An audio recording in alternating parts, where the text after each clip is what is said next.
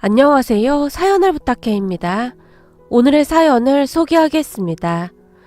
어느 날 아침 남편을 출근시키고 아들을 유치원 차에 태워보낸 뒤 잠시 쉴까 하고 소파에 앉아서 커피를 마시고 있었어요. 그렇게 커피를 한 두 모금 정도 마셨을까요? 휴대폰 벨이 요란하게 울려대서 봤더니 처음에는 모르는 번호였기에 전화를 받지 않았어요. 그럼에도 전화벨이 계속 울려댔고 혹시나 무슨 일이 생긴 걸까? 라는 생각이 들어 통화 버튼을 누르고는 여보세요? 라고 제가 말을 했는데요. 잘 지내냐? 너 혼자 잘 먹고 잘 사니까 좋은가 보구나? 전화를 걸어온 사람이 다짜고짜 물었어요. 적어도 사람이라면 나한테 전화하면 안 되는 거잖아? 난 통화하고 싶지 않으니까 다시는 전화하지 마. 라고 소리까지 지르다가 제가 전화를 끊어버렸어요. 그 목소리를 듣자마자 가슴이 답답해지면서 머리가 깨질 듯이 아프기 시작했거든요. 그렇게 제가 손까지 덜덜 떨며 의사가 처방해준 약을 꺼내서 급히 입안에 털어놓고는 물을 마신 후에 소파에 앉아 안정을 취했는데요. 벌써 시간이 꽤 지났음에도 불구하고 그 목소리를 듣는 것만으로도 이렇게 힘들 수가 있다니 참 대단하다는 생각까지 들었어요.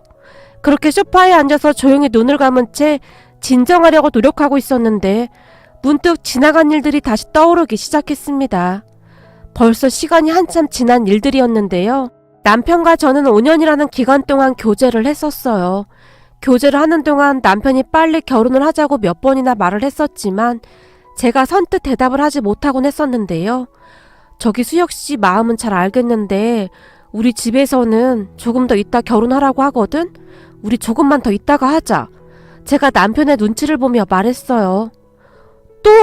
우리 사귄 지 벌써 5년째야. 이 정도면 결혼할 때 된 거잖아. 내 친구 중에는 사귄 지 1년도 안 돼서 결혼한 친구들도 있어. 나도 빨리 결혼하고 싶단 말이야. 결혼해서 애도 빨리 낳고 자리를 잡는 게 좋을 것 같은데? 그리고 우리 집에서도 빨리 결혼하라고 난리야. 남편이 말했어요. 나도 알아. 근데 우리 엄마가 한 2년만, 아니 1년만 더 있다가 결혼하라고 해서 나도 눈치가 보여서 그렇지. 제가 기어들어가는 목소리로 말했어요. 왜? 지성이 때문에? 남편이 불만스러운 듯 물었고, 그렇기도 하고 내 동생 아직 대학생이잖아. 대학만 졸업하면 괜찮을 것 같긴 한데. 지희야, 내가 보기에는 끝날 것 같지가 않다. 그날따라 남편이 작정한 듯 제게 말했어요. 뭐? 그게 무슨 말이야? 끝날 것 같지가 않다니. 내가 보기엔 지성이 학교 졸업해도 널 놔줄 것 같지가 않아. 그 이유는 네가 잘 알잖아? 그 순간 남편이 제 눈을 뚫어지라 바라봤어요. 그리고 저는 그런 남편의 말에 제대로 대답을 하지 못했는데요. 남편 말이 맞았으니까요. 그렇게 제가 고개만 푹 숙인 채 한숨만 내쉬고 있었고, 그러니까 내 말은 이제는 네가 결정해야 한다는 말이야. 너 스스로 끊어내지 못하면 절대 끝나지 않을 거야. 만약 나와 결혼하고 싶다면 네가 결정해. 그때도 내가 말했지만 넌 그냥 맨몸으로 와도 돼. 너도 알다시피 우리 부모님은 그런 거 상관 안 하시는 거 알잖아? 네가 선택해. 니네 가족들 떠나서 우리 집으로 오던지 아니면 평생을 그렇게 살던지 선택은 네가 해. 난 네가 네 자신을 아꼈으면 좋겠어. 넌 충분히 괜찮은 사람이니까. 이번 달까지 기다릴게. 생각해보고 연락 줘. 라며 남편이 자리에서 일어나서 조용히 그곳을 나가버렸어요. 그런 남편을 저는 그저 바라만 보고 있었는데 미안한 마음이 가득했기에 감히 남편을 잡을 수가 없었거든요. 저는 그렇게 남편이 나간 뒤에도 한동안 그곳에 앉아서 깊은 생각에 잠겨 있었어요. 남편 말처럼 저는 결정을 해야 했으니까요. 그렇게 얼마나 앉아 있었을까요? 저기 손님, 죄송한데 저희 문 닫을 시간이 다 됐습니다. 카페 직원이 제게 미안한 듯이 조용히 말해줬어요. 네? 시간이 벌써 그렇게 됐나요? 아, 죄송합니다. 라며 제가 급히 그곳을 나왔는데 밖에 나오자마자 남편에게 전화를 했어요. 수혁씨 말이 맞아. 우리 엄마라는 사람은 내 동생이 대학 졸업하면 또 다른 핑계를 대서 나를 붙잡아 둘 거야. 정말이지 이대로는 아무런 희망이 없어. 근데 말이야, 나 정말 가진 게 하나도 없는데 괜찮을까? 수없이 부모님께 너무 죄송해서 라고 말을 하고 있었는데 저도 모르게 눈물이 흘러내리고 있었어요. 그러면서 세상이 원망스럽기만 했습니다. 다른 친구들의 부모님들을 보면 자식들을 위해 모든 것을 다 내어줄 듯 그러하던데 도대체 우리 부모님은 왜 그리도 모질기만 한 것인지 저는 그저 억울할 뿐이었어요. 부모님, 특히 우리 엄마는 제 동생과 저를 대놓고 차별하셨는데요. 자식에게 도움을 주지는 못할 망정이지 제가 가지고 있는 모든 것을 빼앗아서 남동생에게 주고자 애를 쓰는 그런 사람이었어요. 그랬기에 그때까지 저는 온전한 제 것을 단 한 번도 가져본 적이 없을 정도였어요. 제가 열심히 아르바이트를 해서 산 것이라 할지라도 누나, 이거 이제부터 내 거야. 그러니까 손대지 마. 라고 동생이 말을 하고 나면 그건 동생 것이 되었으니까요. 그런 동생과 다툼이 일어나기라도 하면 이게 어디서 동생 귀를 꺾어. 그러니까 네 동생이 네 귀에 눌린다고 하는 거 아니야. 라며 제게 소리를 질러댔거든요. 제 동생과 저는 나이 차이가 많이 납니다. 엄마 말로는 제가 태어난 뒤 한동안 둘째가 생기지 않아서 마음고생을 하셨다는데요. 아무리 기다려도 둘째 소식이 없자 어느 날은 유명한 점쟁이한테 점을 봤다는데 엄마를 보자마자 점쟁이가 그 집 딸이 문제고만. 딸이 기가 너무 세서 둘째가 안 생기는 거야. 아주 징그럽게 기가 세구만. 이라며 혀를 내둘렀다고 합니다. 이러 어째 그래? 우리 남편이 독자라 아들이 꼭 있어야 하는데 그럼 어떻게 해야 해요?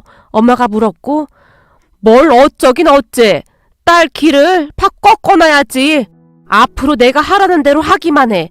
그럼 떡두꺼비 같은 아들 쑥 하고 나올 테니까. 점쟁이가 말을 했다는데요.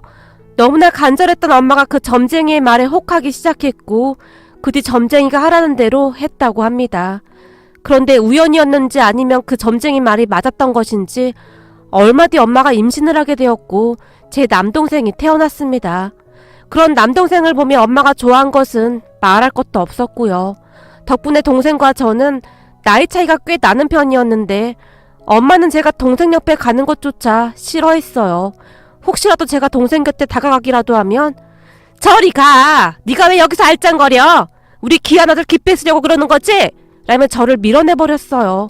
그런 엄마의 말에 저는 상처를 받을 수밖에 없었는데 우리 엄마가 친엄마가 맞나 의심이 될 정도로 그렇게 쌀쌀 맞을 수가 없었어요. 거기다 대학을 갈 때도 첫 입학금만 내줬을 뿐 그 뒤에는 저보고 다 알아서 하라고 했을 정도였고요. 한마디로 저는 친정에서 미운 오리새끼로 살았습니다. 문제는 제가 대학을 졸업한 뒤 취업을 하게 되었는데 엄마는 아주 당연하다는 듯이 제게 돈을 요구했어요. 네 동생 학원 다녀야 하니까 돈 보내라. 네 동생 공부하느라 몸이 허해진 것 같으니까 보약 좀 하게 돈 좀 보내라. 이런 식으로 말입니다. 그러면 저는 당연하다는 듯이 돈을 붙이곤 했었는데요.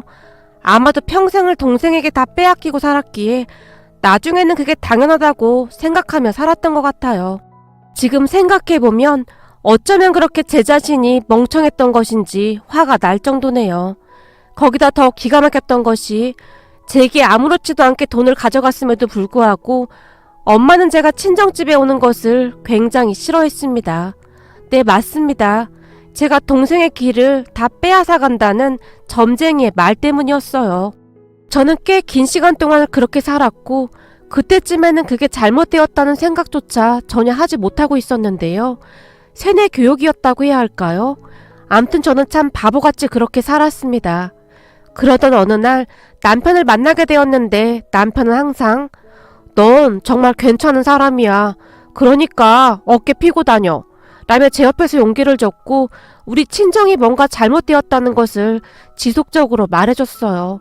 그런 남편의 말을 들으며 조금씩 제 의식들이 깨어나기 시작했고 제 마음도 조금씩 변해가고 있었습니다.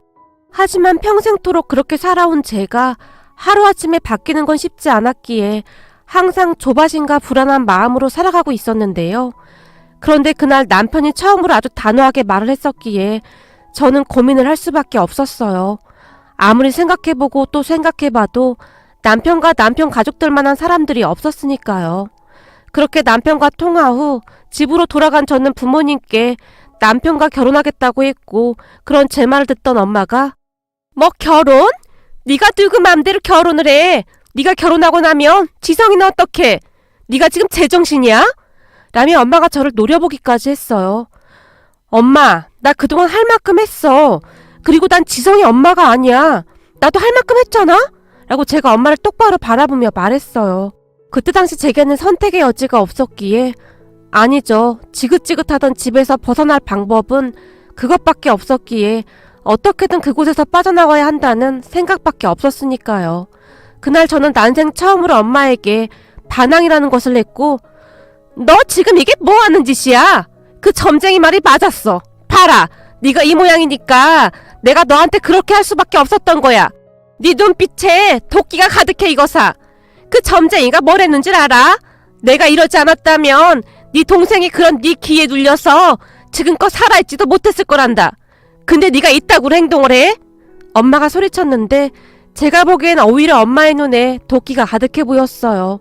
그러니까 도끼가 가득한 사람은 제가 아니라 엄마가 아니었을까 하는 생각마저 들 정도였어요. 그리고 그런 엄마의 말에 저는 결국 이성을 잃어버리고 말았는데요. 점쟁이 그놈의 점쟁이 타령 좀 그만 좀 해.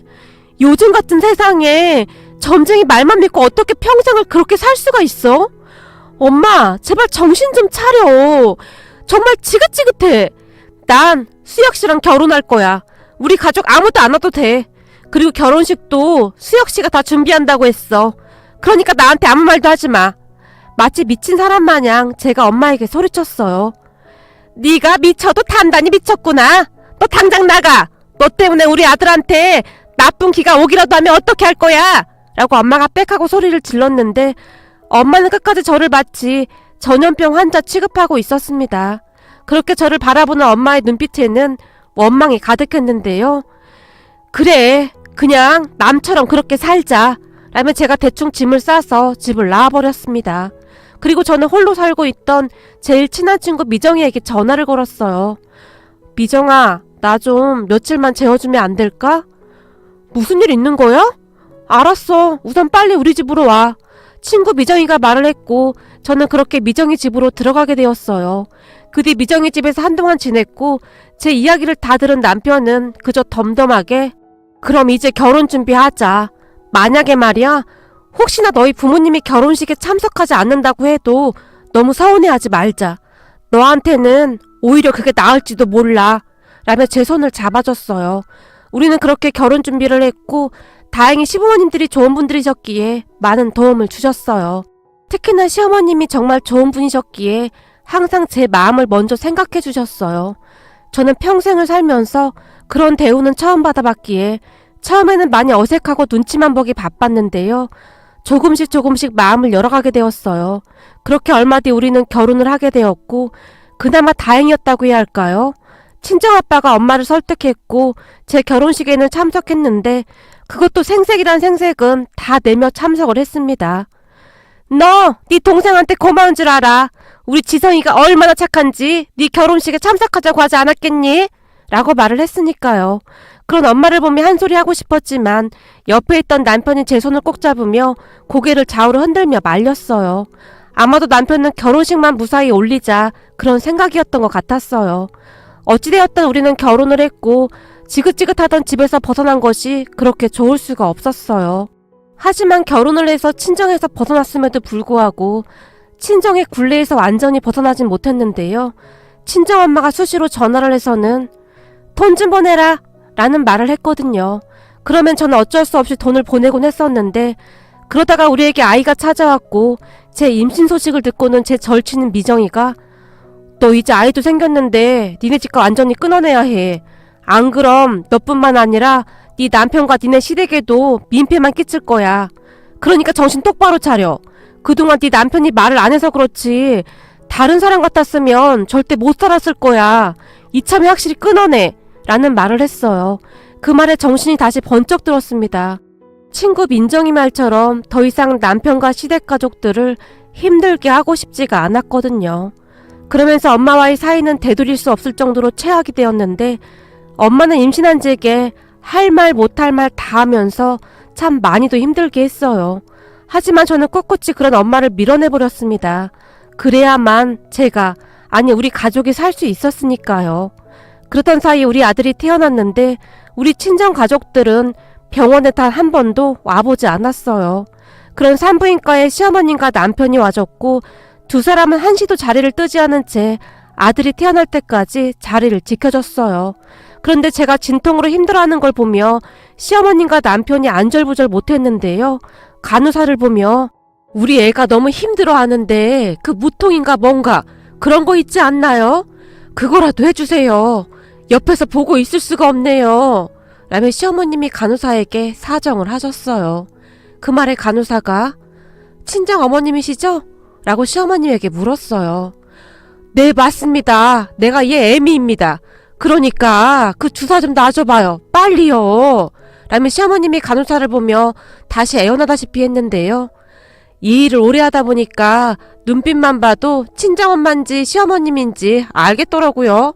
라며 간호사가 빙그레 웃더니 다시 시어머님을 보며 어머님 근데 그 주사도 그냥 막 맞는 게 아니라 어느 정도 진척이 있어야 맞을 수 있는 거예요. 그러니까 조금 더 기다려야 합니다. 너무 걱정하지 마세요. 라며 간호사가 다시 빙그레 웃었어요. 하지만 간호사의 말을 듣던 시어머님이 언제까지 기다리란 말이오. 다 필요 없으니까 그럼 그냥 수술해줘요. 지금 진통만 몇 시간째인데 언제까지 기다리란 말이오. 라며 간호사에게 말을 했는데요. 괜찮아요 어머님. 조금만 더 기다리시면 돼요. 지랄 옌병알. 얼굴이 말이 아닌데 언제까지 기다리긴. 이라는 말이 시어머님 입에서 툭 하고 튀어나왔는데 진통이 심한 와중에도 시어머님의 그 말들이 너무나 또렷이 들려왔어요. 그리고 그 순간 제 눈에서 눈물이 뚝뚝 떨어졌는데요. 시어머님의 입에서 우리 애라는 말이 나오던 순간 저도 모르게 울컥하고 말았거든요. 친정엄마에게도 들어보지 못했던 그 말을 시어머님이 아무렇지도 않게 말씀하시던 모습이 제게는 그저 감동이었으니까요. 그렇게 얼마 뒤 저는 아들을 낳았고 지쳐서 누워있는 저를 보며 수고했다, 수고했어. 우리 손주가 하필이면 아빠를 닮아서 머리가 엄청 크지 뭐니? 정말 고생했다, 고생했어. 라며 시어머님이 제 손을 꼭 잡아주셨어요. 어머님 정말 감사해요. 어머님이 옆에 계셔주셔서 제가 덜 힘들었어요. 어머님이 옌병알이라고 말씀해주셔서 그 말 듣고 제가 완전 힘줘서 애 낳았잖아요? 라며 시어머님을 보며 활짝 웃었는데요. 네가 아직 살만한가 보구나. 이 와중에 농담도 하고. 라며 시어머님이 따라 웃으셨어요. 그런 시댁 가족들과 남편 덕분에 저는 전혀 외롭지가 않았습니다. 그리고 잠시 후에는 도련님이 아이 옷과 기저귀 등을 잔뜩 싸서 병문안으로 왔는데 형수님 진짜 수고하셨어요. 제가 우리 조카 보고 왔는데 얼굴이 진짜 잘생겼어요. 라고 말을 했고 시아버님은 예쁜 꽃바구니를 가지고 오셔서는 내가 꽃집 앞에서 얼마나 망설였는지 모르겠다.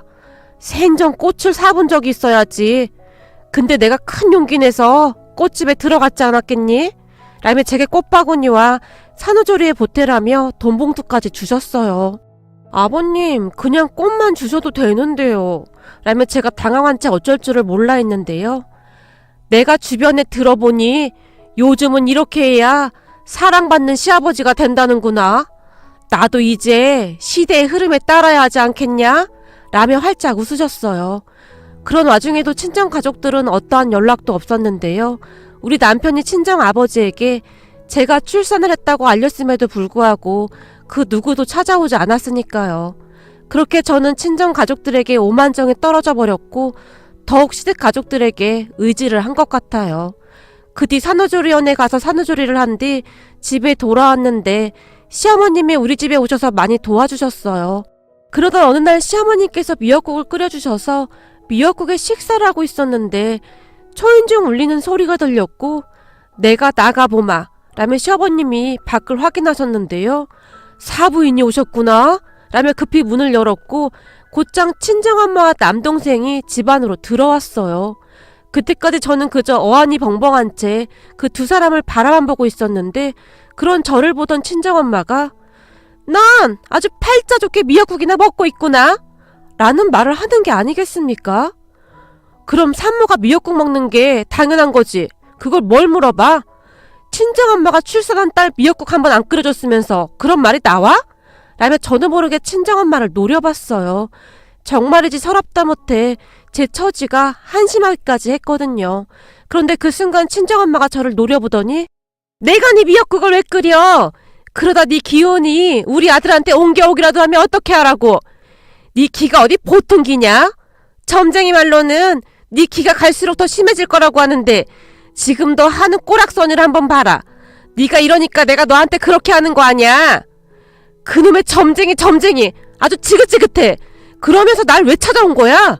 라고 제가 엄마를 노려봤는데요. 그런데 그 순간 친정엄마의 눈이 돌아가 버렸어요.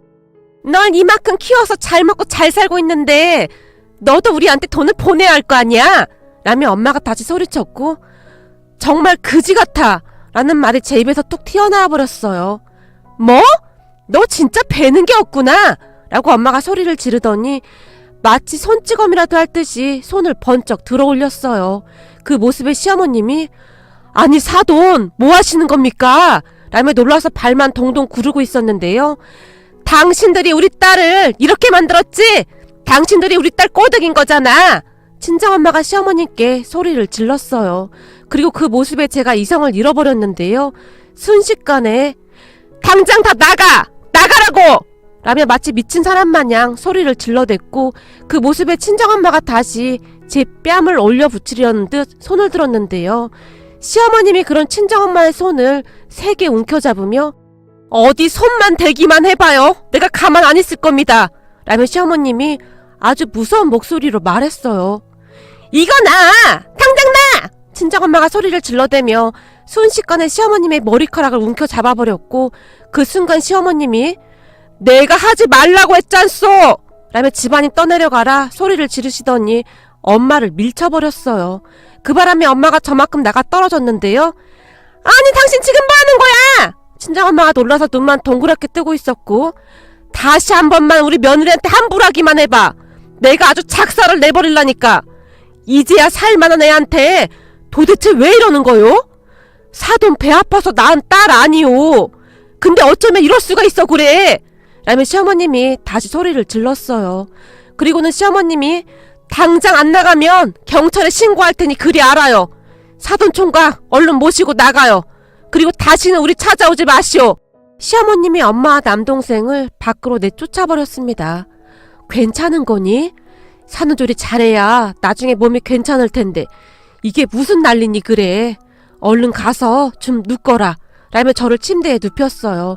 그런 어머님을 보며 어머님 정말 죄송해요. 제가 울먹이며 말을 했는데요. 죄송하긴 네가 뭐가 죄송해. 원래 자식들은 엄마한테 실수도 하고 그러는 거다. 사람들이 엄마라는 단어만 들으면 왜 그리도 울컥하는지 아니? 엄마는 말이다. 아무 조건 없이 자식을 품어주기 때문이야. 세상 모든 사람들이 다 등을 돌려도 엄마라는 존재는 절대로 등을 돌리지 않거든. 항상 같은 자리에서 기다려주기 때문이야. 그게 엄마인 거야. 그러니까 이 애미한테 너무 미안해하지 말거라. 결혼식 전날 내가 너한테 그랬잖니. 이제부터 네 엄마가 되어주겠다고. 엄마 앞에서는 창피할 필요도 없어. 엄마는 자식이 실수를 해도 금방금방 잊어버리거든. 라고 말씀하시면서 조용히 제 얼굴을 쓰다듬어 주셨어요. 그런 시어머님의 따뜻한 손길에 저도 모르게 눈물을 흘리고 말았는데요. 시어머님의 말씀처럼 엄마라는 존재가 분명히 그러한 존재일 텐데 친정 엄마라는 사람은 어쩌면 그렇게 제게 모질게 대할 수가 있었을까요? 저도 자식을 낳고 보니 친정엄마가 더욱 이해가 되지 않았어요. 그렇게 그날 한바탕 난리를 치고 간 친정엄마가 시어머님에게 바로 전화를 해서 한바탕 뒤집어 놓았다고 하던데 가만히 듣고만 있던 시어머님께서 지금 사돈이 하는 말을 다 녹음했습니다. 혹시 나중에 증거자료가 필요하면 써야겠습니다. 라는 말씀을 하셨다고 하는데요. 그 뒤 친정 가족들은 꽤 오랜 기간 동안 연락이 없었는데요. 그런데 그날 아침 제게 전화를 해서는 다짜고짜 그렇게 말하는 게 아니겠습니까? 친정엄마는 마치 사람이 얼마나 더 독할 수 있는지를 보여주는 그런 사람 같았어요. 하지만 저도 이제는 강해졌기에 그런 친정엄마에게 더 이상 휘둘리지 않을 생각이었어요. 그날 퇴근한 남편에게 친정엄마 이야기를 했고 남편이 여기저기 확인을 해보더니 며칠 뒤에 천한 말이야. 학교 졸업하고 무슨 여자를 만났다는데 무슨 다단계에서 일한다고 하던데 그 여자 꼬드김에 넘어가서 어디서 다단계 합숙도 하고 탈탈 털렸다나 봐. 라며 조심스럽게 말을 꺼냈어요. 뭐? 다단계? 피라미드 그런 거? 진짜 기가 막힌다. 내가 기를 다 뺏어간다고 하더니 여자한테 홀라당 털려먹었네. 진짜 어이가 없다. 엄마가 좋아하는 그 점쟁이가 그거 내 몰랐을까? 라며 제가 비웃었는데요. 그렇잖아도 그 점쟁이 말 믿고 굿까지 한 모양인데 거기도 돈을 꽤 많이 써서 지금 처갓집 초상집이래. 그래서 당신한테 전화한 거야. 많이 심각하다고 하더라고. 남편이 제 눈치를 보며 말했어요. 난 그동안 할 만큼 했어. 더 이상 그 집에 관심도 없어. 라며 제가 단호하게 말했는데요. 그런 제 말은 진심이었어요. 평생토록 그렇게 힘들게 하던 가족들에게 이미 정이 떨어질 대로 떨어졌기에 더 이상 엮이고 싶지도 않았거든요. 그 뒤 친정 식구들에게 몇 번 더 연락이 왔지만 저는 연락을 받지 않았습니다. 물론 남편도 받지 않았고요. 그런 저를 보며 친정엄마가 독한 것이라는 말을 했지만 저는 더욱 독해지려고요. 그래야만 제 가족을 지킬 수가 있을 테니까요. 시어머님 같은 엄마도 계신데 친정엄마 같은 엄마도 있네요. 그러던 어느 날 제가 시어머님께 어머님, 사실 저는 어머님 보고 많이 놀랐어요. 제가 친자식도 아닌데 저한테 너무 잘해주셔서요. 사실 절 낳아준 엄마에게도 단 한 번도 사랑을 못 받아봐서 어머님이 참 대단하시다는 생각이 들었거든요. 라고 시어머님께 물어본 적이 있었는데요. 제 말을 듣던 시어머님께서 그 옛날 그때 그 시절 우린 사는 게 참 팍팍했다. 친엄마라는 사람이 집에 있던 돈이란 돈은 다 가지고 집을 나가버렸거든. 그런데 하루는 새엄마라는 사람이 우리 집에 왔는데 참 좋은 분이셨다. 새엄마는 하루아침에 가족들을 다 떠나보냈다는데 무슨 물놀인가를 갔다가 전 남편과 자식을 잃었다고 하더구나. 그 뒤 한동안은 홀로 사시다가 우리 아버지랑 재혼을 하셨는데 세상에 이런 분이 어디 있을까 싶을 정도로 참 좋은 분이셨다. 그때 당시 우리 아버지랑 새엄마가 공사장 같은 곳에서 일을 하셨는데 거기서 무슨 빵을 나눠줬던 모양이야. 내가 그 빵을 참 좋아했어. 근데 새엄마가 항상 그걸 먹지도 않고 그대로 가지고 오지 않았겠니? 생각해봐라. 그 막노동을 하면서 얼마나 힘들었겠니? 그런데 그걸 꼭 가지고 와서 날 주시곤 했다. 철없던 나는 그걸 맛있게 먹었었는데 그런 나를 보며 엄마가 채알라 천천히 먹어 라며 물까지 따라주셨어. 난 항상 그 기억이 잊혀지지가 않는구나. 그래서 그랬는지 나는 그 뒤 빵을 잘 먹지 않는단다. 그 빵만 보면 그 시절 그 힘든 일을 하셨던 우리 엄마가 얼마나 배가 고팠을까 하는 생각이 들어서 목이 메어 먹을 수가 없어 라며 시어머님이 조용히 눈물을 훔치셨어요. 그런 시어머님의 말씀에 따르면 그때 당시 시어머님도 친엄마에게 온전한 사랑을 받지 못했었기에 저를 볼 때마다 그렇게 안쓰러웠다고 하셨어요. 그러니까 내 눈치 볼 거 없다. 세상을 살다 보면 이런 사람도 있고 저런 사람도 있는 거 아니겠니? 우리 생모도 전 재산을 다 가지고 도망쳤다는데 그 뒤 얼굴 한 번을 못 봤거든. 그나마 넌 나보다 낫지 않니? 그래도 이만큼 키워주시긴 했으니까. 그것만으로도 감사하게 생각하고 살아. 그리고 앞으로는 내가 네 엄마가 되어줄 테니까 예전에 힘들었던 기억은 다 지워버리고 살도록 해. 라며 시어머님이 활짝 웃으셨어요. 시어머님의 말씀을 들으며 시어머님이 제게 왜 그리도 따뜻할 수 있었는지 알게 되었는데요.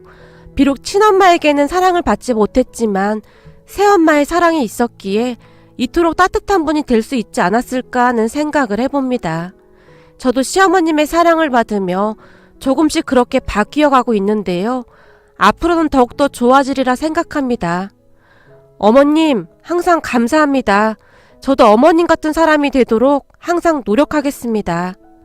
오늘의 사연은 여기까지였습니다. 즐겁게 보셨다면 구독, 좋아요 부탁드립니다.